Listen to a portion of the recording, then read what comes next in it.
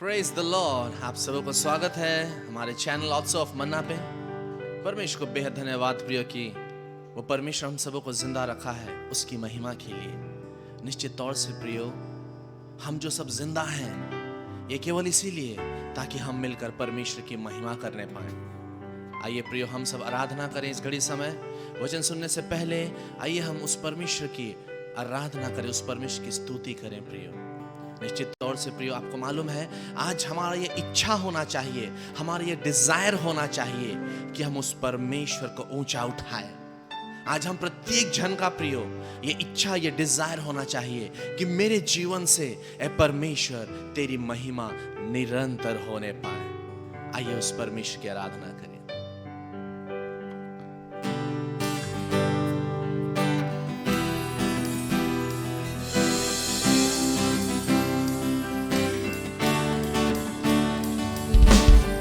Yes, Lord. We bless your name. We glorify your name. This is my desire to honor you, Lord, with all my heart I worship you.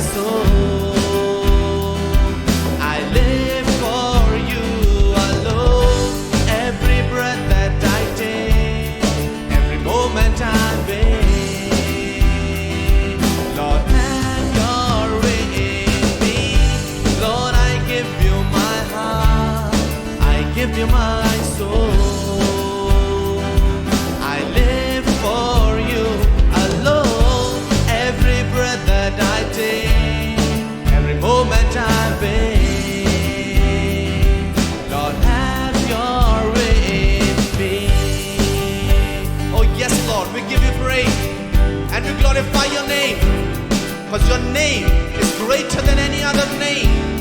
In your name there is healing, in your name there is miracle, oh Lord. We bless your name and we honor your name. Lord, I give you my heart, I give you my soul. I live for you alone, every breath that I take, every moment I wait. Lord, have your way in me. Lord, I give you my heart, I give you my soul. I live for you alone, every breath that I take, every moment I wait. Lord, have your way in me. Oh yes, this is my desire. This is my desire to honor you, Lord, with all my heart I worship you.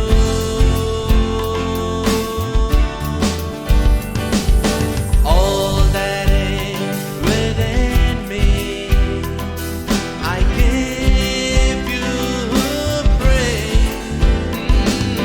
All that I adore is in you. Lord, I give you my heart. Lord, I give you my heart. I give you my soul. I live for you alone, every breath that I take, every moment I wait. Lord, have your way in me. Lord, I give you my heart,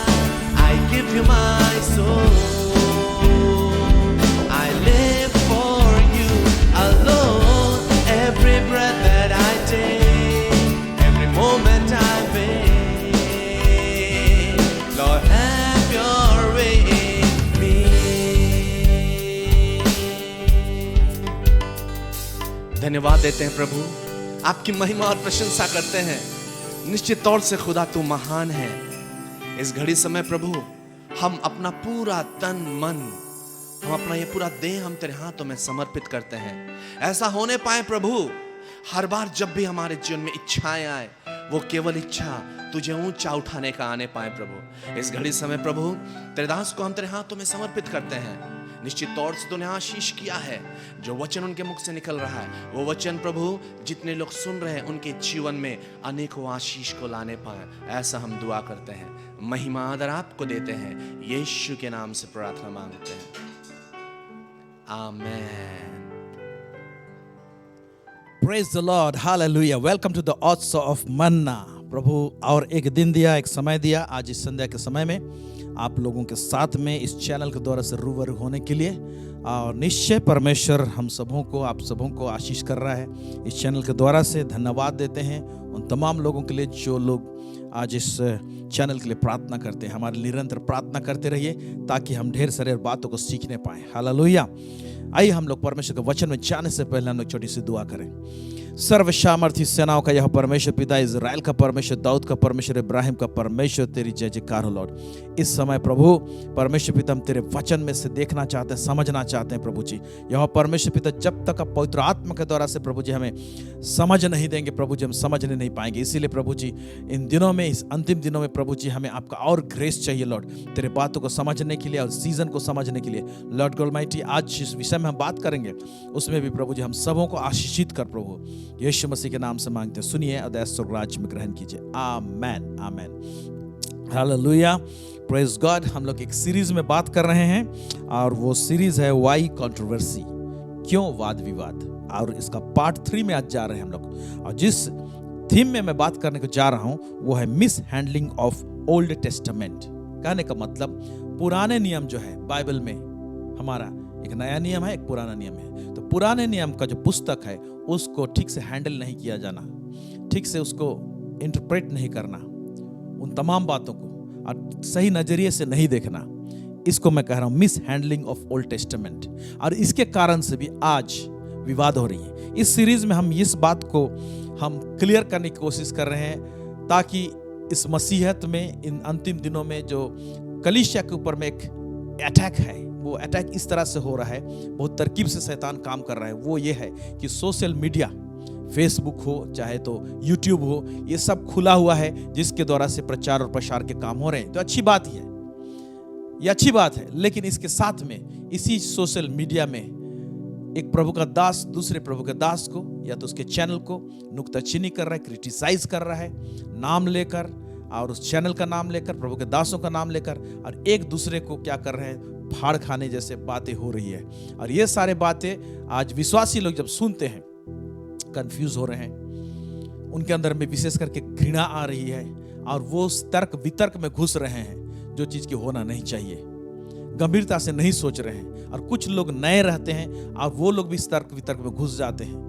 तो ये तमाम बातें clear होना चाहिए। इसलिए क्यों controversy सब हो रहा है, हम लोग 2 पार्ट्स देखे और हम लोग तीसरा पार्ट को हम लोग देख रहे हैं। और इसमें हम लोग ये देखेंगे कि पुराना नियम को किस नजरिए से लोग देख रहे हैं। नया नियम को तो चलिए वो तो अच्छी बात है, देख रहे हैं, क्योंकि हम नए नियम के युग के लोग हैं, अनुग्रह के युग के लोग हैं, इस तरह से हम लोग समझते हैं। लेकिन इसके साथ में जब हम बाइबल में पुराने नियम है उसको अगर एक प्रभु का दास वहां से रेफरेंस उठाता है, वहां का व्यवस्था की बातों से निकाल कर जब उसको एक्सप्लेन करता है, तो उस समय बहुत सारी कंट्रोवर्सी होती है कि पुराना नियम को हम लोग नए नियम के युग के लोग हैं, हमको पुराना नियम में ध्यान नहीं देना चाहिए, या तो पुराना नियम में कुछ भी रखा नहीं हमारे लिए। इस प्रकार का जो प्रतिक्रिया आती है और इसके कारण से भी आज कंट्रोवर्सी होता है। हम लोग अनुग्रह के युग के लोग हैं, हम लोग नए नियम के लोग के युग, हमको क्या जरूरत है पुराना नियम की। ये तमाम बातें लोगों के जहन में, उनके अंदर में घुसा हुआ है, जिसके कारण से भी आज क्या होता है, कंफ्यूजन्स हो रही हैं। और इसके लिए स्क्रिप्चरल बेसिस भी दिया जाता है। इन वचनों के कारण से लोग पुराने नियम को रिजेक्ट करते हैं या तो सही नजरिए से नहीं देखने पाते हैं और कंट्रोवर्सी होता है, वाद विवाद होता है। आइए हम देखेंगे इन तमाम बातों को जब लोग उठाते हैं तो क्या समझते हैं, और इनके कारण से, इन वचनों के कारण से, इन रेफरेंस के कारण से आज पुराना नियम को बहुत सारे लोग, कुछ लोग हैं जो रिजेक्ट करते हैं और इसके कारण से क्या होता है, प्रचार के दौरान क्या होता है, कंट्रोवर्सी होता है, वाद विवाद होता है। आइए हम लोग देखेंगे कुछ बातों को। वो है रोमियो का पुस्तक, उसका 6 अध्याय, उसका 14 आयत क्या कहता है यहाँ पर। तब तुम पर पाप की प्रभुता ना होगी, क्योंकि तुम व्यवस्था के अधीन नहीं वरन अनुग्रह के अधीन हो। यहाँ पर लिखा हुआ है तब तुम पर पाप की प्रभुता नहीं है। आप बाद में अपने अपने घरों में इसके ऊपर के खंड को पढ़िएगा तो और जरा से क्लियर होगा। लेकिन इसी खंड को जब लोग उठाते हैं तो क्या कहते हैं, तब तुम पर पाप की प्रभुता ना होगी क्योंकि तुम व्यवस्था के अधीन नहीं वरन अनुग्रह के अधीन हो।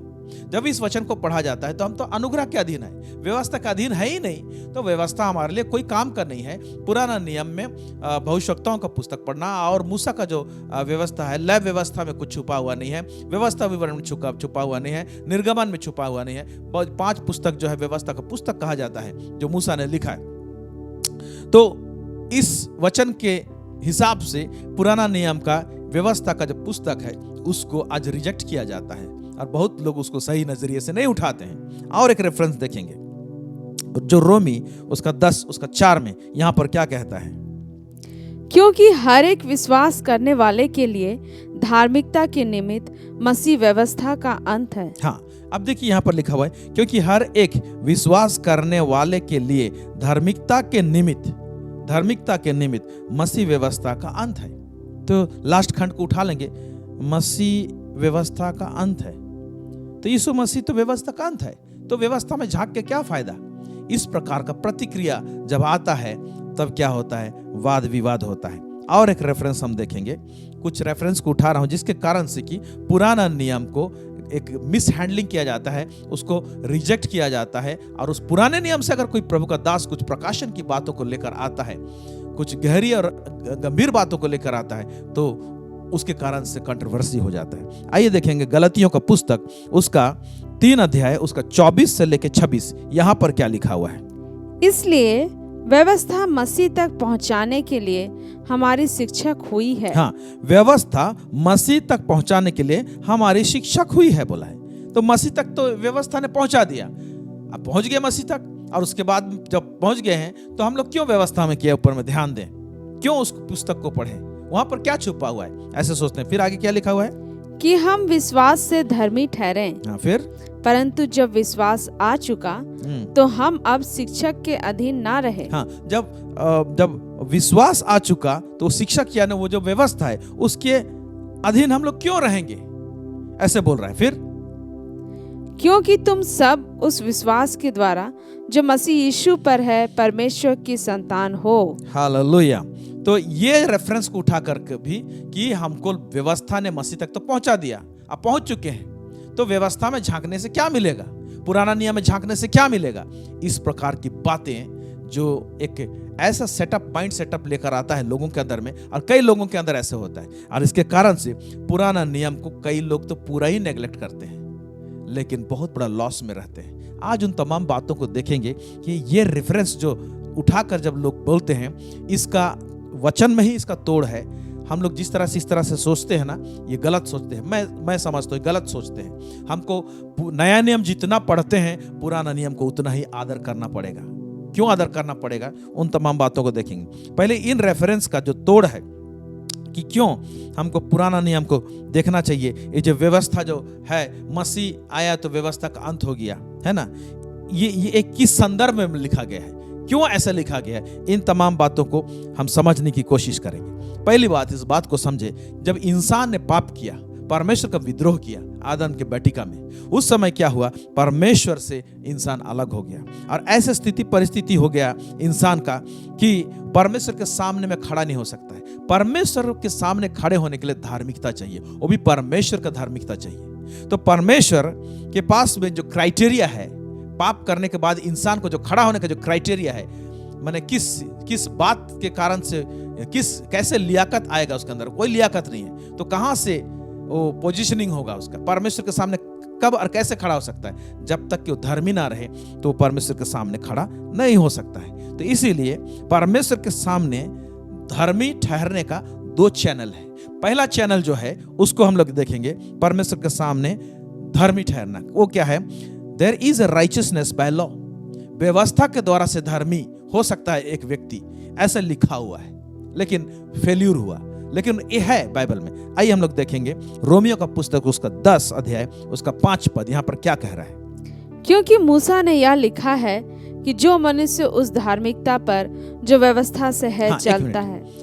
क्योंकि मूसा ने यह लिखा है कि जो मनुष्य उस धार्मिकता पर जो व्यवस्था से है, यानी व्यवस्था से एक धार्मिकता आती है, व्यवस्था एक धार्मिकता को सिखाता है, फिर कहता है चलता है, वह उसी से जीवित रहेगा। तो व्यवस्था से जो धार्मिकता आती है, अगर उस धार्मिकता को एक इंसान पकड़ ले तो जीवित रहेगा, लेकिन ऐसा नामुमकिन है। लेकिन व्यवस्था एक धार्मिकता को सिखाता है। ओके, व्यवस्था से एक धार्मिकता आता है, राइचियसनेस आता है। ओके, राइट स्टैंड, राइचियसनेस मतलब राइट स्टैंडिंग विद गॉड, परमेश्वर के सामने सही रहना, सही ठहरना। Hallelujah, praise God. तो ये व्यवस्था का एक प्रॉब्लम है। व्यवस्था से तो एक धार्मिकता आता है, वचन बता रहा है, लेकिन इस व्यवस्था का एक प्रॉब्लम है। What is the problem with law? इस व्यवस्था के पीछे एक प्रॉब्लम, एक समस्या है। ओके, इसीलिए इस प्रॉब्लम के कारण से व्यवस्था फेल हो जाता है। हालांकि व्यवस्था भी धार्मिकता का बात करता है। आइए, ये व्यवस्था में क्या प्रॉब्लम है हम लोग देखेंगे। गलतियों का पुस्तक उसका 3 अध्याय उसका 10 पद से 12 पद, यहां पर क्या लिखता है। इसलिए जितने लोग व्यवस्था के कामों पर भरोसा रखते हैं, हाँ, इसलिए जितने लोग व्यवस्था के कामों पर भरोसा रखते हैं, वे सब शाप के अधीन हैं। वे सब शाप के अधीन हो जाएंगे। क्योंकि लिखा है, जो कोई व्यवस्था की पुस्तक में लिखी हुई सब बातों के करने में स्थिर नहीं रहता, वह शापित है। हाँ, क्योंकि व्यवस्था में लिखा हुआ है। ओके, क्योंकि लिखा है। ओके, व्यवस्था से एक धार्मिकता आती है, ये बात प्रकट है, लेकिन व्यवस्था में ही लिखा है, जो कोई व्यवस्था की पुस्तक में लिखी हुई सब बातों के करने में स्थिर ना रहता, वह श्रापित है। अब क्या हो रहा है कि हर बात को बिट बाय बिट आज्ञा पालन के रूप में करना इंसान का लियाकत ही नहीं है। कोई इंसान इसमें पास नहीं हो सकता है। अगर 5 आज्ञाओं में पास है तो 5 में फेल होगा, या 10 में, अगर 9 में पास है तो 1 में फेल होगा। तो व्यवस्था कहने का मतलब केवल 10 आज्ञा का बात नहीं है। लय व्यवस्था में बहुत सारे बातें हैं, व्यवस्था विवरण में बहुत सारे बातें हैं, बहुत सारे बातें हैं। तो व्यवस्था में कम से 300 से ज्यादा भी आज्ञा दिया गया है। आई थिंक 366 और समथिंग लाइक दैट, अगर मैं गलत नहीं हूं तो ये सारे जो बातें हैं, इसमें कहीं ना कहीं इंसान चुकेगा। इतना आसान नहीं है इसको। तब आगे पढ़ेंगे हम लोग क्या लिखता है।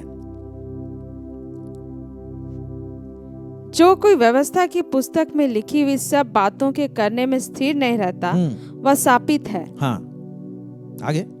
पर यह बात प्रकट है कि व्यवस्था के द्वारा परमेश्वर के यहाँ कोई धर्मी नहीं ठहरता। साफ बोल रहा है, पर यह बात प्रकट है कि व्यवस्था के द्वारा परमेश्वर की यहाँ कोई धर्मी नहीं ठहर सकता, क्योंकि धर्मी जन विश्वास से जीवित रहेगा।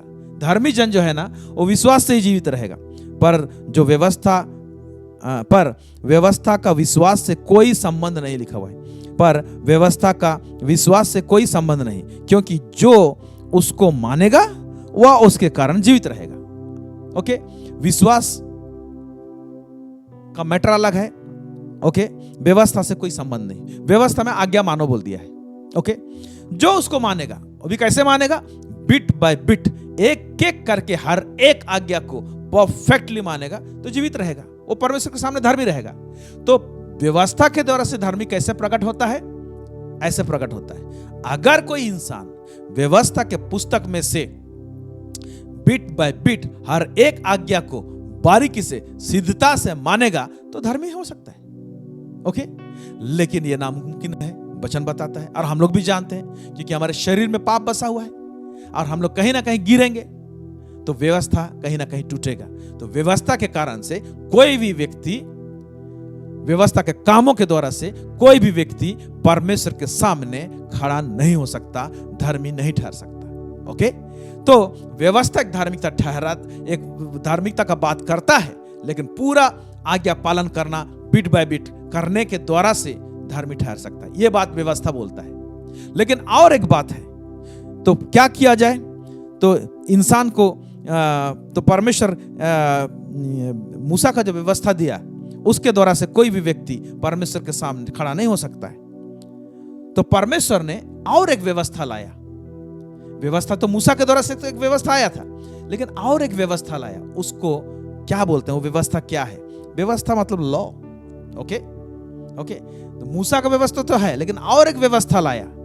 वो व्यवस्था का नाम क्या है उसको देखेंगे हम लोग। जो नया नियम है हम लोग उस व्यवस्था को पालन करते हैं। हम लोग पढ़ेंगे रोमियो का पुस्तक 3 उसका 21 से लेके हम लोग पढ़ेंगे 31 तक। इसमें क्या कहता है, कुछ बातों को हम लोग समझने की कोशिश करेंगे। हम लोग ये समझ रहे हैं कि ऊपर में जो वचन देखे थे, मसीह तो व्यवस्था का अंत है और व्यवस्था एक शिक्षक ठहरा मसीह तक पहुंचाने के लिए। अब हमारा व्यवस्था के लिए कोई भी हमारा कोई उससे कोई फायदा नहीं होता है और हम लोग पुराना नियम हमको नहीं पढ़ना चाहिए और हमको व्यवस्था विवरण के देखे झांकने की जरूरत नहीं है, लय व्यवस्था देखने की जरूरत नहीं है। ऐसे बहुत सारे मनोवृत्ति लोगों के अंदर में रहती है। इसके कारण से जो वाद विवाद होता है उसी मैटर को क्लियर करने की कोशिश कर रहे हैं कि मैं ये बताना चाह रहा हूं कि पुराना नियम उतना ही इंपॉर्टेंट है जितना नया नियम है। पुराना नियम में भी अभी भी बहुत सारी बातें छुपी हुई हैं जिसको आपको और मुझे जानने की आवश्यकता है।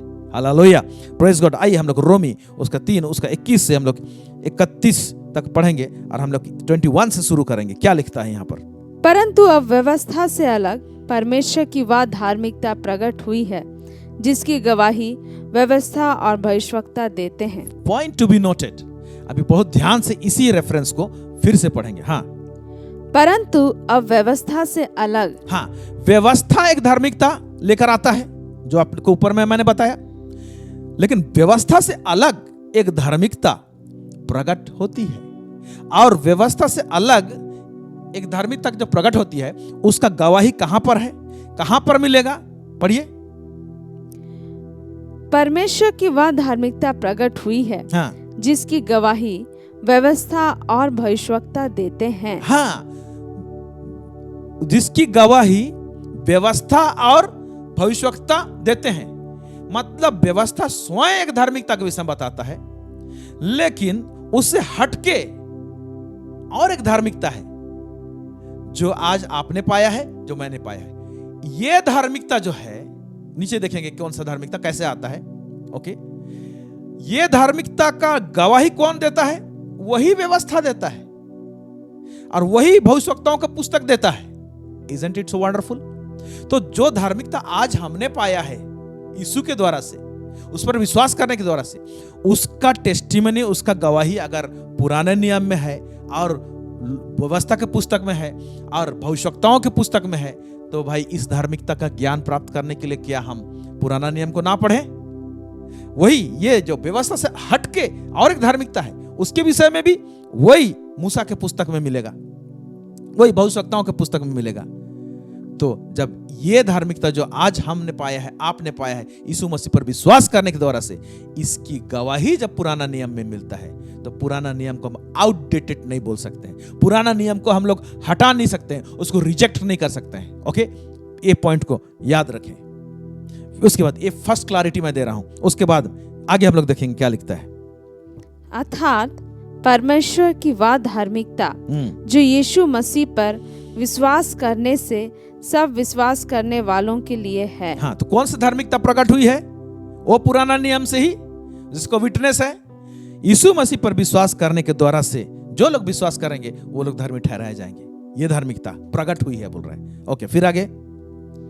क्योंकि कुछ भेद नहीं, इसलिए कि सबने पाप किया है। हाँ, और परमेश्वर की महिमा से रहित हैं। हाँ, फिर परंतु उसके अनुग्रह से उस छुटकारे के द्वारा जो मसीह यीशु में है सेंत में धर्मी ठहराए जाते हैं। हम लोग यीशु मसीह में जो है सेंत में है ना, दया करके, अनुग्रह करके हमको धर्मी ठहरा दिया गया है। ये बहुत बड़ी बात है हमारे लिए। उसके बाद उसे परमेश्वर ने उसके लहू के कारण एक ऐसा प्रायश्चित ठहराया जो विश्वास करने से कार्यकारी होता है। हाँ, वो धार्मिकता हमारे जीवन में मिलता है और जो प्रायश्चित जो है, जो यीशु मसीह के लहू में है, हमारे ठहराया है, वो एक्टिवेट कैसे होता है? विश्वास करने के द्वारा से एक्टिवेट हो जाता है हमारे जीवन में। ओके, फिर कि जो पाप पहले किए गए और जिन पर परमेश्वर ने अपनी सहनशीलता के कारण ध्यान नहीं दिया, उनके विषय में वह अपनी धार्मिकता प्रकट करे। वरन इसी समय उसकी धार्मिकता प्रकट हो कि जिससे वह आप ही धर्मी ठहरे और जो यीशु पर विश्वास करे उसका भी धर्मी ठहराने वाला हो। हाँ, तो अभी हम पर अनुग्रह करके सेंट बेंथ ओके हमें धर्मी ठहरा दिया गया है विश्वास करने के द्वारा से। तो क्या कहता है 27 वर्ष में, तो घमंड करना कहाँ रहा। हाँ, तो घमंड करना कहाँ रहा। हम लोग घमंड नहीं कर सकते इसके लिए, है ना। फिर उसकी तो जगह ही नहीं, उसकी तो जगह ही नहीं। कौन सी व्यवस्था के कारण से, कौन सा व्यवस्था के कारण से धर्मी ठहराए गए। फिर क्या, बोलता है क्या कर्मों की व्यवस्था से। तो कर्म भी एक ठो व्यवस्था है, कर्मों की व्यवस्था से। फिर नहीं, नहीं, वरन विश्वास की व्यवस्था के कारण। वरन विश्वास की व्यवस्था के कारण। सो फेथ, विश्वास भी परमेश्वर के नजर में एक व्यवस्था है। मूसा के द्वारा से एक व्यवस्था आया, उसके द्वारा से कोई धर्मी ठहराए नहीं जा सकते हैं, क्योंकि उसको आज्ञा पालन करो, मानो, बिट बाय बिट मानो बोल दिया, उससे किसी का लाभ नहीं हो सकता, क्योंकि कोई पालन नहीं कर सकता है। ओके, लेकिन विश्वास भी एक व्यवस्था है। यह व्यवस्था का पालन करते हैं, यह लॉ है। Faith is a law. Hallelujah, wonderful revelation है। अगर इसको आप फेथ इज अ लॉ बोल के नजर, आप इसको एक आत्मिक नजर से देखने पाएंगे तो बहुत सारे बात पाएंगे। Okay, faith is a law, तो विश्वास एक व्यवस्था है। इस व्यवस्था के कारण से आज हम लोग धर्मी ठहराए गए हैं। हालेलुया, कर्मों का व्यवस्था नहीं, यानी वचन को पालन करके हम लोग धर्मी नहीं ठहराए गए हैं, हम लोग विश्वास के द्वारा से धर्मी ठहराए गए हैं। आगे पढ़ेंगे। इसलिए हम इस परिणाम पर पहुंचते हैं, इसलिए हम इस परिणाम पर पहुंचते हैं कि मनुष्य व्यवस्था के कामों से अलग ही विश्वास के द्वारा धर्मी ठहरता है। व्यवस्था के कामों से हट के अलग ही विश्वास के द्वारा से धर्मी ठहराया जाएगा। फिर क्या परमेश्वर केवल यहूदियों ही का है, क्या अन्य जातियों का नहीं। हाँ, अन्य जातियों का भी है, क्योंकि एक ही परमेश्वर है जो खतना वालों को विश्वास से और खतना रहितों को भी विश्वास के द्वारा धर्मी ठहराएगा। हाँ, फिर तो क्या हम व्यवस्था को विश्वास के द्वारा व्यर्थ ठहराते हैं। क्वेश्चन पूछ रहा है, क्या हम व्यवस्था को, आज हम विश्वास में आ गए हैं, मसीह में आ गए हैं, तो व्यवस्था को क्या हम लोग व्यर्थ ठहराते हैं, व्यर्थ ठहराते हैं, पूछ रहा है। फिर आगे क्या लिखता है, कदापि नहीं, कदापि नहीं, हम व्यवस्था को व्यर्थ नहीं ठहराते, नहीं ठहरा सकते हैं। वरन हमारा विश्वास क्या करता है, पढ़ेंगे। वरन व्यवस्था को स्थिर करते हैं, वरन व्यवस्था को क्या करते हैं, स्थिर करते हैं। हालेलुया, इसको समझने की कोशिश कीजिए। वी एस्टैब्लिश द लॉ, तो व्यवस्था जो है मूसा का, उसको क्या करते हैं, विश्वास के द्वारा से हम लोग उसको स्थिर ठहराते हैं। क्यों व्यवस्था को स्थिर ठहराते हैं, इसलिए भी स्थिर ठहराते हैं क्योंकि व्यवस्था ही गवाही है, भविष्यवक्ताओं का पुस्तक ही गवाही है। ऊपर हमने देखा, और गवाही है किस बात का के लिए गवाही है, विश्वास से धर्मी ठहराने वाला बात जो है व्यवस्था में ही छुपा हुआ है। इसीलिए वहीं से निकल के आ रहा है, वही हमको इंफॉर्मेशन दे रहा है। ये करेक्ट वर्ड होगा कि व्यवस्था, मूसा का व्यवस्था और भविष्यवक्ताओं का जो पुस्तक है, वही हम लोगों को इंफॉर्मेशन दे रहा है वहीं से, कि विश्वास के द्वारा से तुम धर्मी ठहराए जाओगे। तो वहां से जब इंफॉर्मेशन दे रहा है, तो विश्वास जब करते हैं तो हम लोग व्यवस्था को स्टैब्लिश करते हैं, हम उसको स्थिर करते हैं। जब उसको स्थिर कर दिए हैं तो हम लोग कैसे बोलें कि उस व्यवस्था में हमारे लिए कुछ भी चीज छुपा हुआ नहीं है। अगर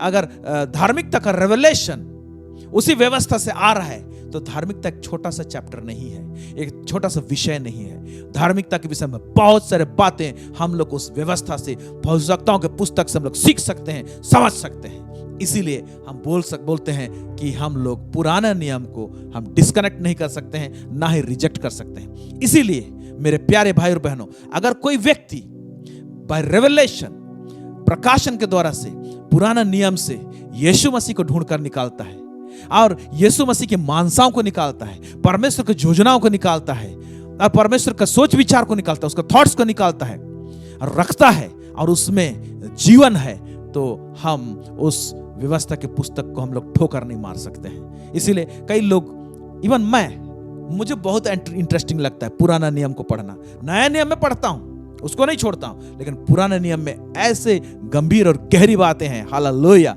प्रेज द लॉर्ड। कि वहां से जब प्रिंसिपल्स को, जब नियम सबको, आत्मिक नियम सबको समझते हैं और उसको अप्लाई करते हैं, ये बहुत कारगर रहता है, बहुत तगड़ा हो जाता है। Hallelujah, praise God, glory Riba साटा खाबा, प्रेज गॉड, आमेन आमेन। इसलिए आप समझने की कोशिश कीजिए। इसलिए कुछ प्रभु के दास लोग बहुत समय में वो लोग पुराने नियम के रेफरेंस लेकर उसको एक्सप्लेन करते हैं। कभी भी उनके साथ विवाद मत कीजिएगा। अरे हम नया नियम के लोग हैं, क्या पुराना नियम से क्या प्रचार कर रहे हैं? पुराने नियम बहुत सारे बातें हैं। इवन मूसा के लैब व्यवस्था में मिलेगा, आपको व्यवस्था विवरण मिलेगा, निर्गमन में मिलेगा, उत्पत्ति में मिलेगा, हालेलुया, यहोशू की पुस्तक में मिलेगा। कितने सारे बातें आप लोगों को मिलेंगे। और ढेर सारे प्रोफेसीज हैं जो कि आज भी पूरा होना बच्चा है। दानियल की पुस्तक में, यहेजकेल की पुस्तक में, यिर्मयाह की पुस्तक में बहुत सारे भविष्यवाणी की बातें हैं जो आज भी पूरा होना है और आज के दौर के लिए भी है। तो कैसे नहीं पढ़े हम? कैसे वहां पर ना झांकें? हम झांकेंगे, वहां पर देखेंगे। आमेन, हालेलुया। सो हम लोग साफ हम लोग देखें कि विश्वास के द्वारा से हम लोग व्यवस्था को क्या करते हैं? हम लोग स्थिर करते हैं। ओके, तो ये जो वचन ऊपर कहा गया है, मसीह व्यवस्था का अंत है, इसको कैसे समझे? मतलब धार्मिकता के लिए, राइचस ठहरने के लिए, धार्मिक ठहरने के लिए व्यवस्था, सिर्फ धार्मिकता का बात के लिए मसीह क्या है? व्यवस्था का अंत है। क्यों? क्योंकि व्यवस्था एक धार्मिकता को लेकर आया था जिसमें कोई धर्मी नहीं ठहर सकता है, लेकिन मसीह पर विश्वास करके हम लोग धर्मी ठहरते हैं। इसीलिए मसीह व्यवस्था का अंत है लिखा हुआ है। लेकिन इसका मतलब यह नहीं कि व्यवस्था की बातों में, पुराना नियम में कुछ भी नहीं है। इसीलिए ऊपर जो रेफरेंस सब लोग कोट करते हैं कि हम लोग को नहीं पढ़ना चाहिए या तो नहीं देखना चाहिए, ध्यान नहीं देना चाहिए, ये सब सरासर गलत है। बहुत सारी चीज मिस करेंगे, बहुत सारे परमेश्वर का लाइफ को आप मिस करेंगे अगर पुराना नियम को आप नहीं पढ़ते हैं। आपको बहुत सारे डायरेक्शन आपको वहां से मिल सकता है। Hallelujah, praise the Lord. बहुत सारे आत्मिक चीज, गहरी बातें उस व्यवस्था में छुपी हुई है और इसको नया नियम में पौलुस बताता है। पौलुस जब लिखता है, भाई व्यवस्था में बहुत सारी अच्छी बातें हैं, देखना, ध्यान देना। पुराना नियम में यीशु के विषय में, धार्मिकता के विषय में उसी व्यवस्था में छुपा हुआ है।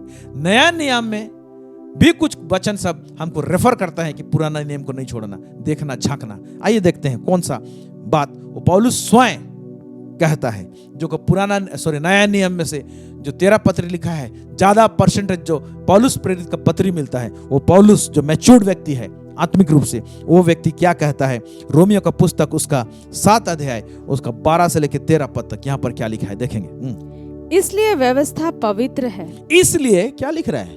अब देख रहे हैं, इसलिए व्यवस्था पवित्र है। फिर और आज्ञा भी ठीक, और आज्ञा भी ठीक और अच्छी है। और अच्छी है। ओके, तो क्या वह जो अच्छी थी मेरे लिए मृत्यु ठहरी? तो क्या वो जो अच्छी थी व्यवस्था मेरे लिए मृत्यु ठहरी?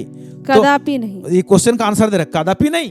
फिर परंतु पाप उस अच्छी वस्तु के द्वारा मेरे लिए मृत्यु का उत्पन्न करने वाला हुआ, हाँ, कि उसका पाप होना प्रकट हो, हाँ, और आज्ञा के द्वारा पाप बहुत ही पापमय ठहरे। हाँ, आज्ञा व्यवस्था के द्वारा से पाप क्या है उसका पहचान होता है। इसीलिए अगर व्यवस्था ही नहीं दिया रहता तो पाप का पहचान नहीं होता। आज भी हमको पहचान नहीं होता, तो कैसे हम बोलेंगे? क्या आज चोरी करना, झूठ बोलना, झूठी साक्षी देना क्या व्यवस्था में नहीं है? क्या आज लागू नहीं होता है? हम लोग व्यवस्था का अंत है बोल देने से तो फिर पूरा 10 आज्ञा कूड़ा उठा देंगे। अपने माता पिता का आदर कर, जिसे तेरा भला हो। हम लोग 10 आज्ञा व्यवस्था में पाते हैं, जो कि नया नियम में हम लोग इफिसी को पुस्तक में पाते हैं। पौलुस लिखता है उस बात को, आप देख रहे हैं। इसीलिए जरा सा सोच समझ के इन तर्कों को लाएं। फिर उसका रोमी उसका 7 उसका 14 को यहाँ पर क्या लिखा हुआ है? हम जानते हैं कि व्यवस्था तो आत्मिक है, व्यवस्था तो आत्मिक है बोल रहे हैं, परंतु मैं शारीरिक और पाप के हाथ बिका हुआ हूँ। हाँ, तो पहला भाग बोलता है हम जानते हैं कि व्यवस्था आत्मिक है। For we know that the law is spiritual. व्यवस्था जो है वो आत्मिक है, यानी व्यवस्था में आत्मिक बातें सब छुपी हुई है, गहरी बातें सब छुपी है, वो स्पिरिचुअल है। Hallelujah, praise God. अभी जो विषय मैं बताने जा रहा हूं, जिस खंड से उठाने जा रहा हूं, इसको बहुत ध्यान से सुनिएगा। बड़ा वंडरफुल लगा जब मैं इसको पढ़ा और समझा। आइए हम लोग पढ़ेंगे दूसरा पत्रस उसका 1 अध्याय 16 से लेके हम लोग 21 पद तक। यहां पर क्या लिखता है?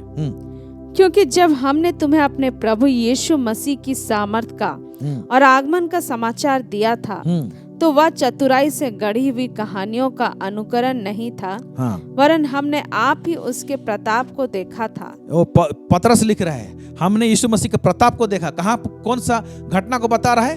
वो बता रहा है रूपांतरण का पर्वत में। पिछले एपिसोड में हमने देखा कि यीशु मसीह रूपांतरण के पर्वत में, जब वह पर्वत में चला गया, 3 लोगों को लेकर, यूहन्ना को लिया, पतरस को लिया और याकूब को लिया, और ये लोग वहां पर थे, और यीशु मसीह का चेहरा सूर्य के समान चमकने लगा, उसका वस्त्र श्वेत हो गए। मूसा और एलिया वहां पर प्रकट हुए। क्यों प्रकट हुए, इसको भी आज देखेंगे। लॉर्ड स्पोक टू मी, क्यों प्रकट हुए, क्यों उनको प्रकट होना जरूरी था। हालेलुया। ओके, आज उसका आंसर आपको मिलेगा। सोचेंगे कि क्या जरूरत था उनको वहां पर आने के लिए। ओके, जरूरत था, लेकिन आप जब स्टडी करेंगे तो इससे और भी गंभीर बातों को पाएंगे। मैं कुछ एक बात को बताऊंगा क्यों जरूरत था वहां पर आना। तो वहां का हमने उसका महिमा को देखा उस पर्वत में। आगे पढ़ते हैं, क्या लिखा है? क्योंकि जब उसने परमेश्वर पिता से आदर और महिमा पाई और उस प्रताप में महिमा में से यह वाणी आई, यह मेरा प्रिय पुत्र है जिससे मैं प्रसन्न हूँ, तब हम उसके साथ पवित्र पहाड़ पर थे और स्वर्ग से यही वाणी आते सुनी। हाँ, स्वर्ग से ये वाणी आते सुना, यह मेरा प्रिय पुत्र है, इसकी तुम सुनो। ओके, तो इसको एक्सप्लेन कर रहा है, ये क्यों हुआ, क्या हुआ, क्या आप देखेंगे, पढ़ेंगे। हमारे पास जो भविष्यवक्ताओं का वचन है, हमारे पास, देखिए क्या लिखता है, हमारे पास जो भविष्यवक्ताओं का वचन है। कि कौन सा भविष्यवक्ता? यशायाह नबी का है, दानियल का है, यिर्मयाह का है, होशे का है, मलाकी का है। बोलने का तात्पर्य है हमारे पास जो भविष्यवक्ताओं का वचन है वह इस घटना से दृढ़ ठहरा। इस घटना से दृढ़ ठहरा। ये घटना कैसे दृढ़ ठहराया? ओके, हमारे पास में जो भविष्यवाणी के वचन है ना, इस घटना से क्या हुआ बोलता है? दृढ़। हाँ, फिर आगे पढ़ेंगे। तुम यह अच्छा करते हो जो यह समझकर उस पर ध्यान करते हो। हाँ, और क्या बोलता है? तुम अच्छा करते हो कि क्या करते? पढ़ेंगे उसको फिर से। तुम यह अच्छा करते हो जो यह समझकर उस पर ध्यान करते हो। यह समझकर उस पर ध्यान करते हो। किस पर ध्यान करते हो? वो भविष्यवक्ताओं के पुस्तक पर। यानी पतरस मना नहीं कर रहा है कि अरे भविष्यवक्ता का पुस्तक को क्या देखना, क्या जरूरत है वहां पर उसको देखने का, है कि नहीं? क्या जरूरत है? ऐसे नहीं बोल रहा है। तुम अच्छा करते हो कि भविष्यवक्ता को पुस्तक को पढ़ते हो, देखते हो। ओके, इससे क्या होता है? पढ़ेंगे कि वह एक दिया है। क्योंकि क्या देखते हैं? भविष्यवक्ता का पुस्तक एक दिया है। और रोमी का पुस्तक में से देख रहे थे कि और एक धार्मिकता जो प्रकट हुआ, जो व्यवस्था से हटके है, जो यीशु मसीह पर विश्वास करने से धार्मिक ठहराए जाते हैं, उसका भी गवाही कौन देता है? व्यवस्था देता है और भविष्यवक्ता का पुस्तक देता है, लिखा हुआ है। ओके, अभी ध्यान से सुनिए। रोमी का पुस्तक में से हम लोग 3 अध्याय के ऊपर में कौन सा हम लोग देखे, हम लोग पढ़े रोमन्स 3 उसका 29 है ना। मैं एक बार पढ़ दे रहा हूं आपको। ओके, 29 ने 21, रोमी उसका 3 का 21। But now the righteousness of God without the law is manifested, being witnessed by the law and profits. Okay, व्यवस्था और भविष्यवक्ता लोग इसकी गवाही देते हैं, बोला। क्या? किसकी गवाही? यीशु का गवाही। यीशु जो धार्मिकता देता है वो उसका गवाही। इसीलिए रूपांतरण के पर्वत में दोनों पुस्तक को आके खड़ा होना पड़ा। पॉज, ध्यान से सुनिए। रूपांतरण के पर्वत में दोनों पुस्तक को आके खड़ा होना पड़ा। वो दोनों पुस्तक क्या है मालूम? एक है मूसा, इसको आना पड़ा क्योंकि मूसा ने यीशु मसीह का द्वारा से धार्मिकता आएगा उसके विषय में लिखा है। फिर एलिया, वो क्या है? प्रॉफिट्स लोगों का पुस्तक के विषय में दर्शाता है। वो प्रॉफिट था, वो खड़ा हुआ। हालेलुया। और ये दर्शा रहा है कि भविष्यवक्ताओं के पुस्तक में भी यीशु मसीह के द्वारा से धार्मिकता आएगा, इसके विषय में वहां पर इंगित किया गया है, बताया गया है। इसलिए यीशु मसीह जब उसका ग्लोरी दिखाई दे रहा है, वहां पर महिमा दिखाई दे रहा है, हालेलुया, तो वो महिमा का जो एक्चुअल रेवलेशन, जो महिमा दिखाई दे रहा है, तो ये महिमा क्या किया ना, ये दोनों पुस्तक को अट्रैक्ट किया। बोलेंगे मूसा को अट्रैक्ट किया जो व्यवस्था का लिखने वाला है, और एलिया को अट्रैक्ट किया जो भविष्यवक्ताओं का ग्रुप का मेन लीडर है। Hallelujah, praise the Lord. और इसीलिए ये लोग उस रूपांतरण के पर्वत में आए। ये पहला पॉइंट है। ओके, क्योंकि ये लोग गवाह थे। यीशु मसीह का धार्मिकता के उसके द्वारा से धार्मिकता आएगी, उसकी गवाही है कौन सा? व्यवस्था का पुस्तक और भविष्यवक्ताओं का पुस्तक। इसीलिए एक भविष्यवक्ता आता है, कौन है? वो एलिया है।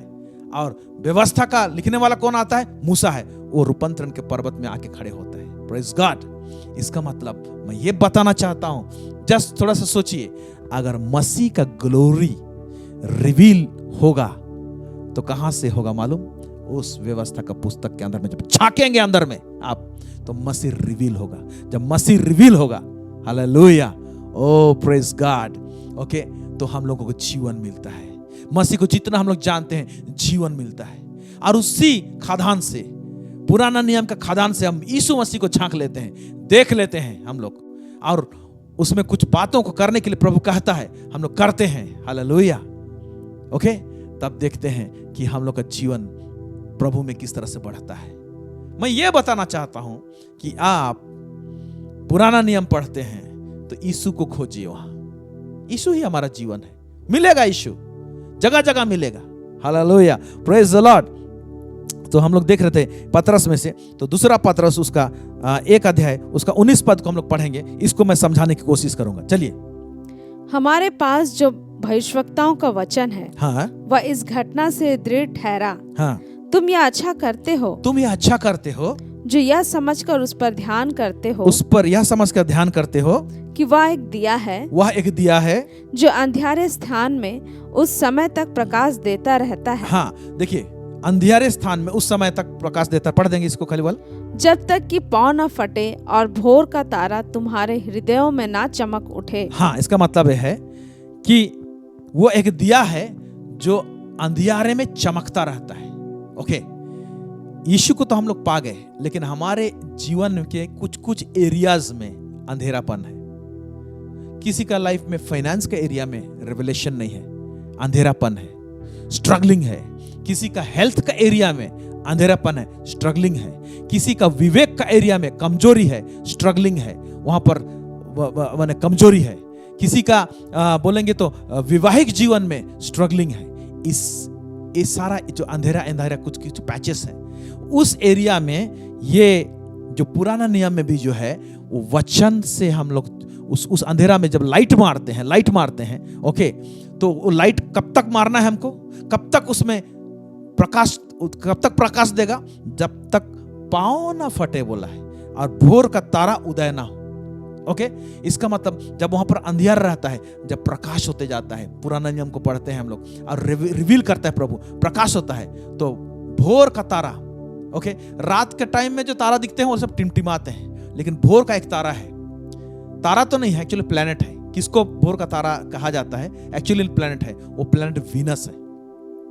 ओके, ये वीनस जो है, ये प्लेनेट जो है, ये क्या करता है? सूर्य उदय होने से ठीक पहले आपको ओपन आइज से आदमी को दिखाई दे सकता है। इसको भोर का तारा बोला गया है। मतलब अभी रात गुजर गया, उस समय में क्या हो गया? ये भोर का तारा दिखाई दे रहा है। तो भोर का तारा कौन है? मसीह है। इसका मतलब मैं ये बताना चाहता हूं कि अगर किसी को फाइनेंस के एरिया में अंधेरापन है, तो पुराना नियम में भी बहुत सारे बातें हैं। नया नियम में तो है, लिखा हुआ है। पुराना नियम में भी ऐसे ऐसे बातें हैं जो फाइनेंशियल स्ट्रक्चर को, आपका आर्थिक समस्या सब रहता है, उसको ठीक कर सकता है, इसको हील कर सकता है, वहां का अंधेरापन को दूर कर सकता है। और जब दूर होगा और तो उस एरिया में प्रभु पूरा रीति से रिवील हो जाएगा, भोर का तारा प्रकट हो जाएगा और इस एरिया में राज्य करेगा। हालेलुया। उसी तरह से किसी का हेल्थ का एरिया में, ओके, स्वास्थ्य का एरिया में अंधेरापन दूर होगा और भोर हो जाएगा, और भोर का तारा यीशु उस एरिया में प्रकट होगा, वहां भी राज करेगा। किसी का जीवन में सेवकाई के एरिया में कहीं पर अंधेरापन दिख रहा है, वहां पर भी कुछ रेवलेशन हमको पुराना नियम से मिल सकता है। हालेलुया। एनॉइंटिंग के विषय में मिल सकता है, पुराना नियम में वे हम लोग को सामर्थ के विषय में मिल सकता है, मिरेकल के विषय में मिल सकता है, कॉलिंग के विषय में मिल सकता है, बहुत सारे बातें मिल सकती हैं। उसको जब हम लोग लेते हैं तो वो पांव फटने तक, ओके, क्या होता है? वो हमको लाइट देते रहता है, फिर उस एरिया, मिनिस्ट्री के एरिया में जीसस पूरा रिवील हो जाता है। हालेलुया। तो इस प्रकार से हम लोग पुराना नियम को जब पढ़ते हैं तो हम लोग को मसीह को रिवील करता है। भोर का तारा दिखाई देने पड़ेगा, भोर का तारा दिखाई देगा। 19 पद को फिर से हम लोग पढ़ेंगे। ओके, हमारे पास जो भविष्यवक्ताओं का वचन है, हाँ, वह इस घटना से दृढ़ ठहरा। हाँ, इस घटना से दृढ़ ठहर गया है। ओके, तुम यह अच्छा करते हो जो यह समझकर उस पर ध्यान करते हो कि वह एक दिया है जो अंधेरे स्थान में उस समय तक प्रकाश देता रहता है जब तक कि पौ ना फटे और भोर का तारा तुम्हारे हृदयों में। कहने का मतलब उस समय तक लाइट देते रहता है जब तक कि जीसस पूरा रीति से उस एरिया में प्रकट ना हो जाए। वंडरफुल। इसीलिए पुराना नियम में भी आप पढ़ेंगे जीसस रिवील हो जाएगा, तब तक लाइट देते रहेगा, फिर जीसस रिवील हो जाएगा, प्रकट हो जाएगा, तो उसका लाइट अलग होता है। ओके, जो वीनस जो क्या बोलेंगे हम लोग, प्लैनेट है, ओके, वो क्या करता है, टिमटिमाता नहीं है। तारा सब टिमटिमाते हैं, लेकिन वो ग्लो करता है, एक सिल्वर लाइट देता है, वो ग्लो करता है। Hallelujah, praise God. 20 पद और 21 पद। तो हम लोग को पुराना नियम को झांकने से पहले ये 20 और 21 को हम लोगों को मानना पड़ेगा और विश्वास करना पड़ेगा। पुराना नियम को अगर पढ़ते हैं तो 20 और 21 को आपको समझना पड़ेगा, उसके हिसाब से जाएंगे तो समझेंगे। आप बोल रहा है प्रभु, क्या बोल रहा है? पर पहले यह जान लो कि पवित्र शास्त्र की कोई भी भविष्यवाणी किसी के अपने ही विचारधारा के आधार पर पूर्ण नहीं होती। हाँ, तो पुराना नियम में जो है ना, भविष्यवाणी की जो पुस्तक है, अपने विचारधारा से पूर्ण नहीं होता है, बोला है। फिर क्योंकि कोई भी भविष्यवाणी मनुष्य की इच्छा से कभी नहीं हुई, हाँ, पर भक्त जन पवित्र आत्मा के द्वारा उभारे जाकर परमेश्वर की ओर से बोलते थे। भक्त जन पवित्र आत्मा के द्वारा से उभारे जाकर बोलते थे, लिखा हुआ है, और भविष्यवाणी की बातें हैं। अब पवित्र आत्मा से उभारा हुआ बात है, और हम कैसे उस भविष्यवाणी के पुस्तक को हम लोग आज रिजेक्ट करते हैं, पुराने नियम हमको नहीं चाहिए बोलेंगे? ऐसा नहीं हो सकता है। इसके कारण से भी आज वाद विवाद होता है। Okay, hallelujah, praise God, praise God, praise God, praise God, amen. इसीलिए हम लोग पुराना नियम को किस दृष्टिकोण से देखेंगे, कैसे समझेंगे उसको, मैं समझाने के लिए एक उदाहरण आप लोगों के बीच में ला रहा हूं। जब मैं इस वचन के लिए प्रिपेयर कर रहा था तो मेरे आंखों के सामने ये उदाहरण ऐसे सामने में आया। वो उदाहरण ऐसे है, जैसे कि ये चमड़ा को आप देख रहे हैं, इस मांस को देख रहे हैं, मेरा फिगर को देख रहे हैं, ये एक स्ट्रक्चर रूप में है, इसका एक रूपरेखा है। इसका रूपरेखा के पीछे, ध्यान से सुनिएगा, इस मेरे शरीर का जो रूपरेखा आप दिखाई दे रहे हैं, इसके पीछे कोई है, और उसका कमाल है बोलेंगे हम, वो है हमारा स्केलेटन सिस्टम, हमारा हड्डियों का ढांचा। इसके अंदर में हड्डी है, इसका ढांचा है, स्केलेटन सिस्टम बोलेंगे, हड्डियों का ढांचा है। तो ये हड्डी जो है, ये सख्त चीज है, ये हार्ड मटेरियल है। ये हार्ड मटेरियल क्या करता है, मुझे रूपरेखा देता है। ओके, इस शरीर को रूपरेखा देता है। हाँ, वैसे ही व्यवस्था जो है वो हार्ड मटेरियल है। जैसे हड्डी जैसे है, हार्ड है, उसी तरह से व्यवस्था हड्डी है बोलेंगे, हार्ड मटेरियल है। लेकिन ये व्यवस्था क्या करता है, आज मसीह का रूप को प्रकट करता है। ऊपर से वही तो बता रहा हूं मैं आपको। ये व्यवस्था है, वो मसीह का रूप को प्रकट कर रहा है, धार्मिकता का स्वरूप को प्रकट कर रहा है। Jesus Christ is our righteousness. अगर धार्मिकता के विषय में हम लोग समझ रहे हैं, जिसका गवाही व्यवस्था देता है बोल रहा है, तो व्यवस्था सख्त चीज है, पालन करने नहीं पाते हम लोग, इसीलिए मैं उसको हार्ड बोल रहा हूं, हड्डी के समान है। लेकिन यही क्या कर रहा है, यीशु मसीह का स्वरूप को प्रकट कर रहा है, दिखा रहा है। इसीलिए तो व्यवस्था हमको मसीह तक पहुंचाने में कारगर हुआ बोलता है। हालेलुया, रिवील कर रहा है व्यवस्था मसीह का रूप को। ओके, तो इसीलिए जो हड्डी जैसे हार्ड मटेरियल है हमारे शरीर के अंदर में, जो हमको रूपरेखा देता है, ढांचा देता है, उसी तरह से व्यवस्था जो हार्ड मटेरियल हड्डी के समान है, वो मसीह का रूप को प्रकट करता है। Praise God. और जानते हैं, व्यवस्था को थोड़ा सा डीप चले जाएंगे, यानी हड्डी के अंदर थोड़ा घुस जाएंगे तो क्या मिलेगा आपको। एक बात बताना चाहता हूं, क्योंकि मैं साइंस स्टूडेंट था और इंजीनियरिंग का स्टूडेंट था, तो दिमाग थोड़ा सा टेक्निकल रहता है। हड्डी जो हार्ड मटेरियल है, इसके अंदर में एक बोन मैरो बोलते हैं उसको, हिंदी में क्या बोलेंगे मुझे मालूम नहीं।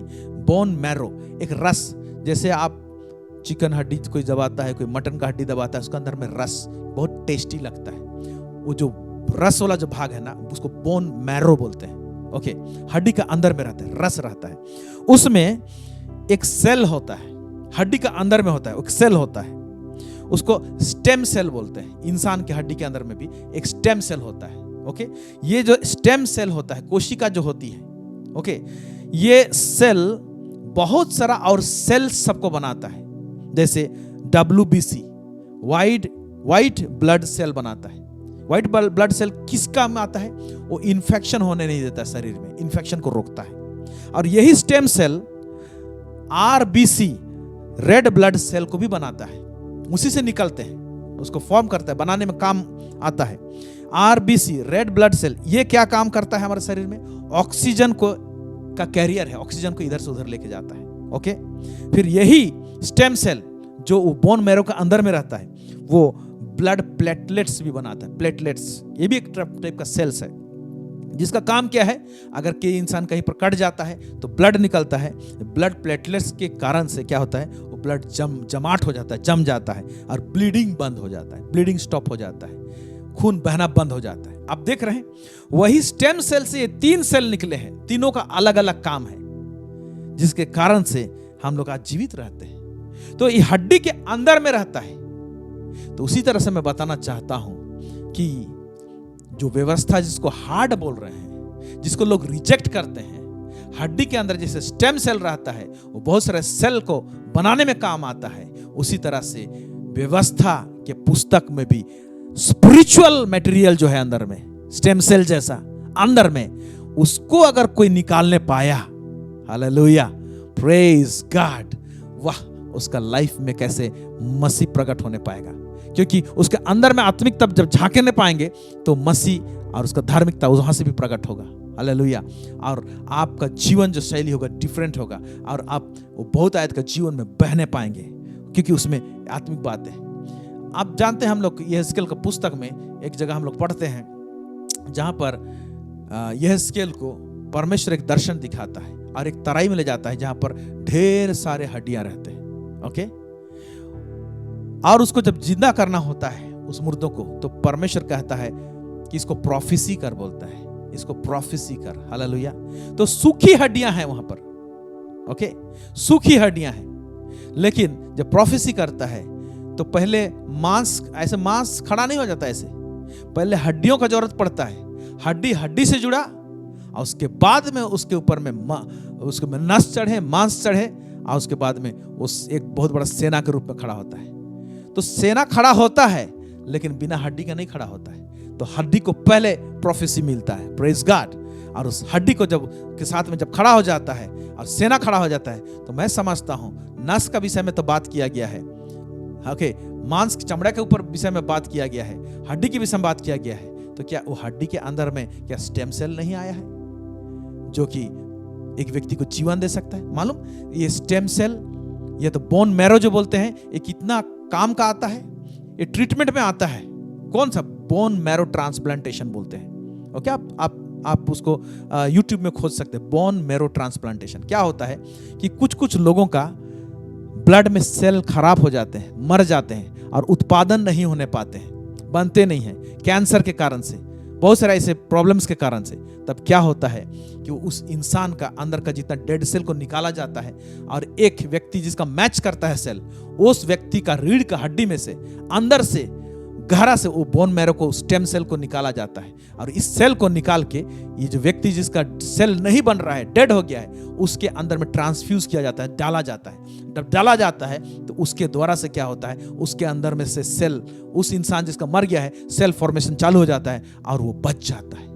तो हड्डी जो सख्त बोलते हैं, उसके अंदर में एक दूसरा व्यक्ति को जीवन देने वाला सेल उसके अंदर में है। उसी तरह से मैं बताना चाहता हूं, पुराने नियम के पुस्तक में से, भविष्यवक्ताओं के पुस्तक में और व्यवस्था के पुस्तक में अगर उसका स्पिरिचुअल मैटर को निकालने पा रहे हैं, तो आप समझिए कि आप स्टेम सेल को निकालने पा रहे हैं, जो कि आपका आत्मिक जीवन के लिए कारगर होगा। लाबरा साखा थाबा सांदा, प्रेज गॉड, हालेलुया। मसीह यीशु के लिए जोरदार ताली बजाएं। इन रेवलेशंस के लिए प्रभु को धन्यवाद दीजिए कि आप इन बातों को समझने पा रहे हैं और आपके पास ये बातें मिल रही हैं। हालेलुया, आमेन, आमेन, आमेन, आमेन। सो हम लोग पुराना नियम को रिजेक्ट नहीं कर सकते हैं, और हम लोग पुराना नियम में से कुछ बातें, कुछ गंभीर और गहरी बातों, आत्मिक बातों का अगर कोई निकाल के प्रचार कर रहा है तो हम लोग उसके साथ फाइट नहीं कर सकते, वाद विवाद नहीं कर सकते। इसीलिए ध्यान दीजिए कि पुराने नियम में क्या रहस्यमय बात छुपी हुई है। नया नियम मत छोड़िएगा,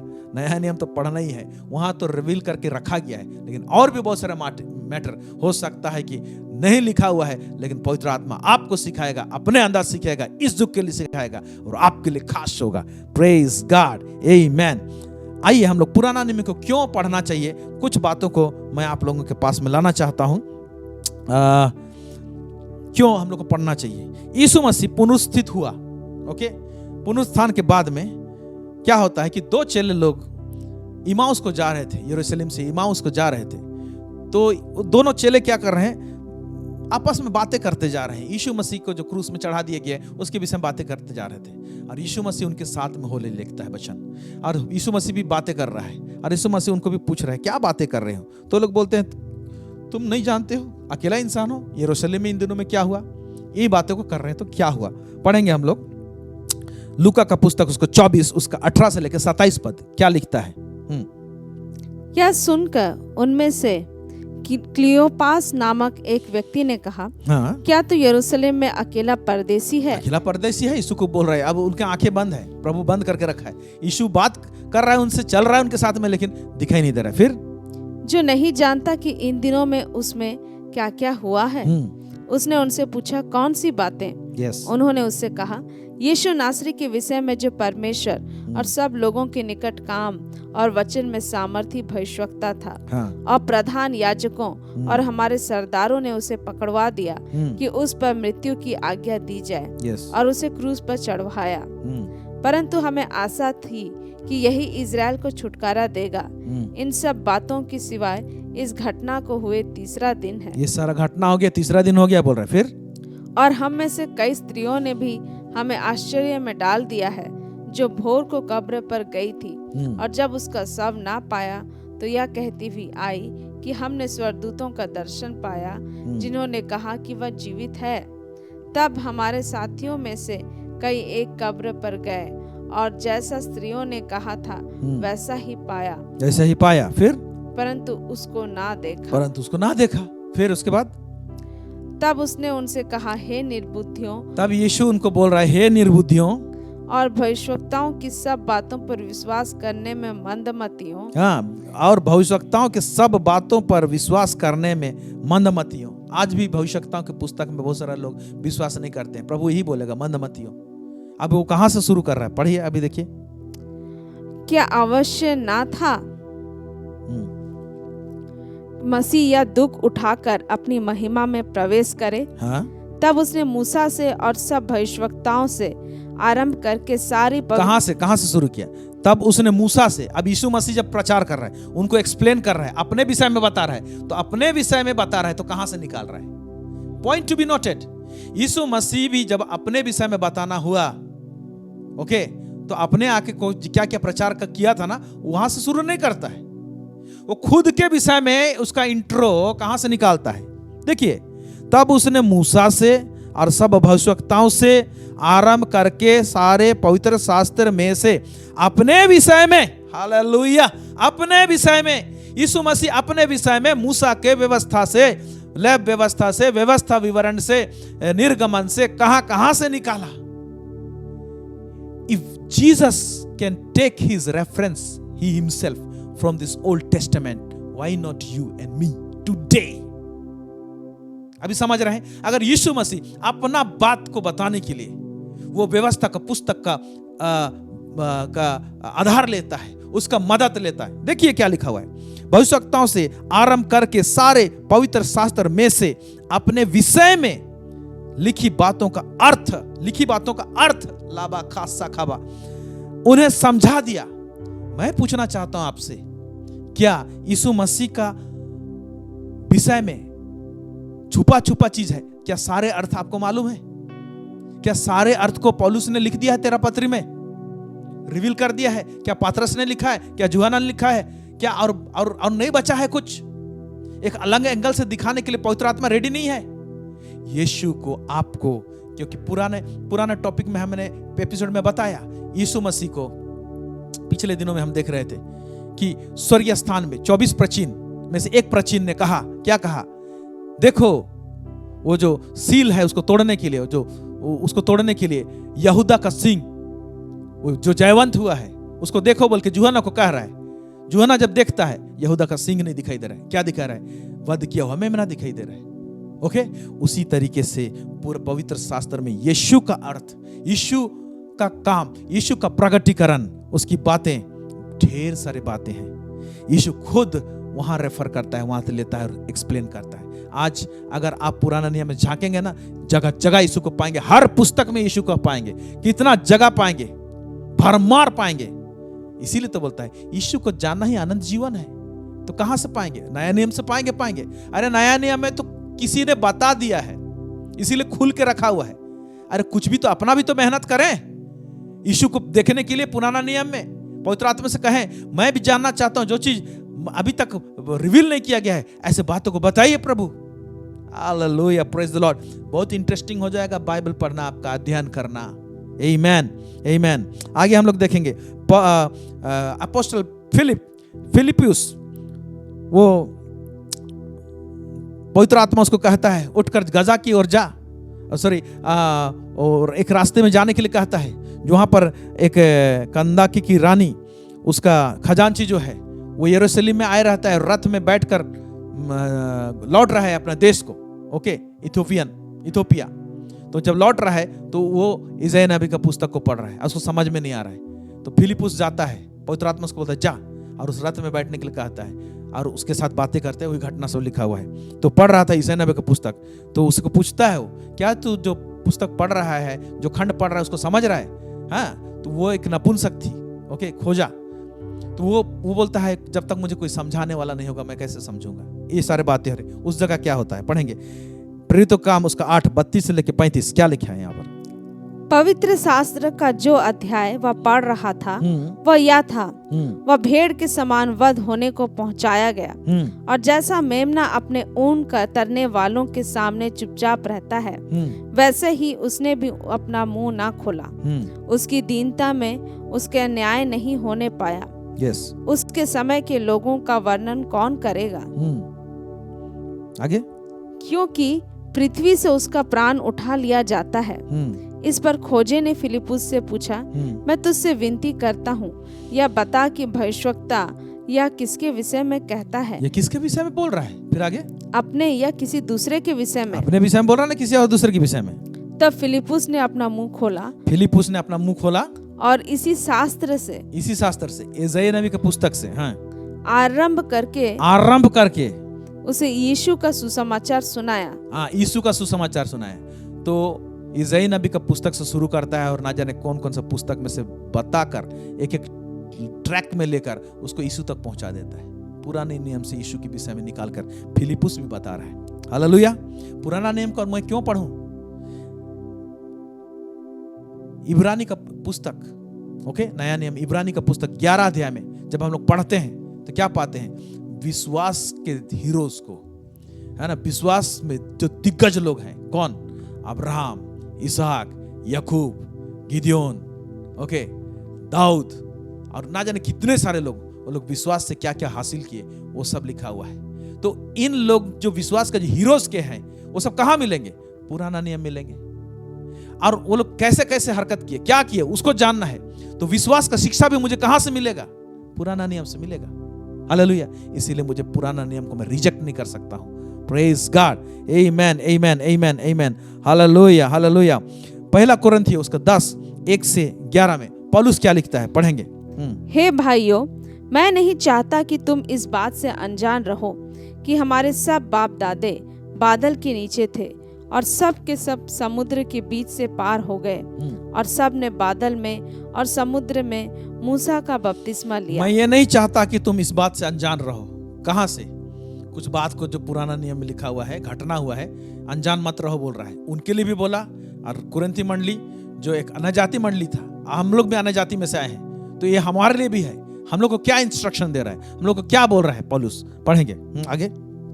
और सब ने एक ही आत्मिक भोजन किया और सब ने एक ही आत्मिक जल पिया, क्योंकि वे उस आत्मिक चट्टान से पीते थे जो उनके साथ साथ चलती थी। वे उस आत्मिक चट्टान से पीते थे बोल रहा है। पुराना नियम में जो इजरायलियों के साथ साथ चलती थी, वो आत्मिक चट्टान कौन थी? और वह चट्टान मसीह था। हाँ, इसका मतलब इजरायलियों के साथ में यीशु मसीह, जिसको विश्वास करके हम लोग धार्मिक ठहराए गए हैं, वो उनके साथ चलता था। तो क्यों नहीं हम उस यीशु मसीह को उस खंड से देखें और समझने की कोशिश करें कि कहाँ यीशु मसीह है, कहाँ प्रभु है हमारा, जो उनके साथ साथ चलता था, वो हमारे साथ चलता है, उनके साथ भी चला। आगे देखेंगे। परंतु परमेश्वर उनमें से बहुतों से प्रसन्न ना हुआ। हाँ, परंतु मसीह तो उनके साथ चला, आज हमारे साथ भी चलता है, उनमें से बहुतों के साथ में प्रसन्न नहीं हुआ बोलता है। फिर इसलिए वे जंगल में ढेर हो गए। जंगल में लोग ढेर हो गए। हाँ, ये बातें हमारे लिए दृष्टांत ठहरी। ये बातें जो घटना हुई हमारे लिए दृष्टांत है। तो क्या हम पुराना नियम से नहीं झांकेंगे? क्या घटना हुआ, क्या क्यों हुआ, क्यों मरे, क्यों नष्ट हुए? अगर आज हम ऐसे ही चलते हैं तो हम भी नष्ट हो सकते हैं। आगे पढ़ेंगे कि जैसे उन्होंने लालच किया, वैसे हम बुरी वस्तुओं का लालच ना करें, और ना तुम मूर्ति पूजक बनो, जैसे कि उनमें से कितने बन गए थे। जैसा लिखा है, लोग खाने पीने बैठे और खेलने कूदने उठे। और ना हम व्यभिचार करें, जैसा उनमें से कितनों ने किया। और एक दिन में 23,000 मर गए। ये जानो, ये चेतावनी है इसको समझने के लिए। फिर क्या बोलता है, पढ़ेंगे। और ना हम प्रभु को परखें, जैसा उनमें से कितनों ने किया और सांपों के द्वारा नष्ट किए गए। और ना तुम कुड़कुड़ाओ, जिस रीति से उनमें से कितने कुड़कुड़ाए और नष्ट करने वाले के द्वारा नष्ट किए गए। परंतु ये सब बातें जो उन पर पड़ी, एक मिनट, परंतु ये सब बातें जो उन पर पड़ी दृष्टांत की रीति पर थी। ओके, दृष्टांत की रीति पर थी, और वे हमारी चेतावनी के लिए जो जगत के अंतिम समय में, आज जो है हम लोग अंतिम समय में रहते हैं, लिखी गई है। वो चीज हमारे लिए अंतिम समय में है, लिखी गई। तो ये एंड डेज में तो और ज्यादा पढ़ना पड़ेगा हमको। हमारे लिए लिखी गई बोले ना, तो हमारे लिए लिखी गई, हम नहीं पढ़ेंगे, ये कौन सा बात हुआ? देखिए कितना सुंदर लिखा हुआ है। और वे हमारी चेतावनी के लिए जो जगत के अंतिम समय में रहते हैं, लिखी गई, हमारे लिए लिखी गई है, हमारे लिए लिखी गई है। और पुराना नियम को हम लोग बोलेंगे कि भाई हमको जरूरत नहीं है, या तो पुराना नियम में से कोई प्रकाशन की बातें, कोई बातों को प्रचार कर रहा है, तो हम उसके साथ में वाद विवाद करेंगे। ये कहां से जस्टिफाइड है? This is not justified. Okay, उसके बाद क्यों हमको और पुराना नियम को नया नियम के साथ साथ पढ़ना चाहिए? हम लोग पढ़ेंगे गलातियों के पुस्तक 3:8-9। यीशु मसीह हमको अब्राहम से कनेक्ट करता है, इसीलिए पढ़ना चाहिए। पढ़ेंगे। और पवित्र शास्त्र ने पहले ही से यह जानकर कि परमेश्वर अन्य जातियों को विश्वास से धर्मी ठहराएगा, पहले ही से अब्राहम को यह सुसमाचार सुना दिया कि तुझ में सब जातियां आशीष पाएंगी। इसलिए जो विश्वास करने वाले हैं, वे विश्वासी अब्राहम के साथ आशीष पाते हैं। हाँ, वे विश्वासी अब्राहम के साथ में आशीष पाते हैं। तो हम लोग अब्राहम का आशीष को पुराना नियम वाला व्यक्ति से पाते हैं, तो अब्राहम का लाइफ को स्टडी नहीं करेंगे हम लोग? ऐसी आशीष मिल जाएगा बिना जाने। इसीलिए हमको पुराना नियम पढ़ना जरूरी है, उत्पत्ति पढ़ना जरूरी है। ओके, उसके बाद में गलाती उसका 3:29 क्या लिखा हुआ है? और यदि तुम मसीह के हो तो अब्राहम के वंश और प्रतिज्ञा के अनुसार वारिस भी हो। अगर तुम मसीह के हो तो अब्राहम के वंश और प्रतिज्ञा के अनुसार वारिस हो। तो अब्राहम का वारिस जब हम लोग होते हैं, तो अब्राहम को क्या क्या आशीष मिला, क्या प्रतिज्ञा मिली थी, क्या उसको नहीं जानेंगे? वारिस है तो हमको जानने की आवश्यकता है।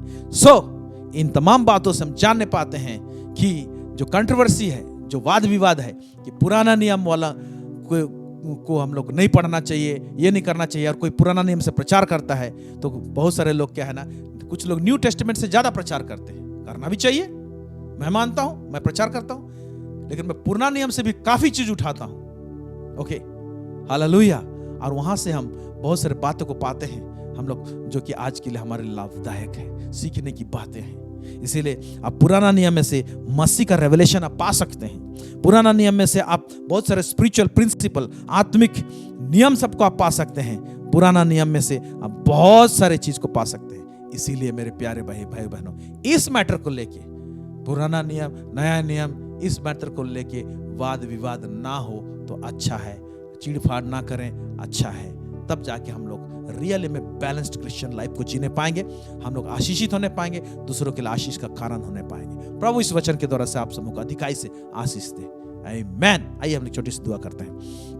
सर्वसामर्थी सेनाओं का यह परमेश्वर पिता, इज़राइल का परमेश्वर, दाऊद का परमेश्वर, इब्राहिम का परमेश्वर, आपको धन्यवाद देते हैं प्रभु जी। इस समय हम प्रार्थना करते हैं लॉर्ड गॉड ऑलमाइटी, हमारे आंखों को उजागर कर खोल दे प्रभु जी, और रोशनी दे प्रभु जी, ताकि हम पुराना नियम को जब पढ़ते हैं लॉर्ड, हम यीशु को देखने पाए, यीशु को समझने पाए, यीशु को प्रभु जी हर एक पुस्तक में हम लोग देखने पाए, झांकने पाए, उसके द्वारा से हम जीवन को प्राप्त करने पाए प्रभु जी लॉर्ड। और इस वाद विवाद से बचें प्रभु जी, हमारा विचारधारा प्रभु जी नया नियम पुराने नियम को लेकर बैलेंस्ड रहने पाए प्रभु परमेश्वर पिता लॉर्ड गॉड ऑलमाइटी। और प्रभु जी तो हमारी सहायता कर, मदद कर प्रभु जी लॉर्ड। जितने लोग आज इस वचन को सुने हैं प्रभु जी, उनका दिलो दिमाग में अगर गलत रद्दा था तो गलत रद्दा सब दूर होने पाए, और परमेश्वर पिता एक सही रद्दा चढ़ने पाए प्रभु जी। और प्रभु जी सही नजरिए से नया नियम और पुराना नियम दोनों को देखने पाए प्रभु जी, नजरिया दे प्रभु जी, रिवील कर अपने आप को प्रभु, यीशु मसीह के नाम से मांगते हो, सुनिए और दया से स्वर्ग राज्य में ग्रहण कीजिए। Amen, amen, amen. Praise the Lord. प्रभु आप सबको बहुत अधिकाई से आशीष करे,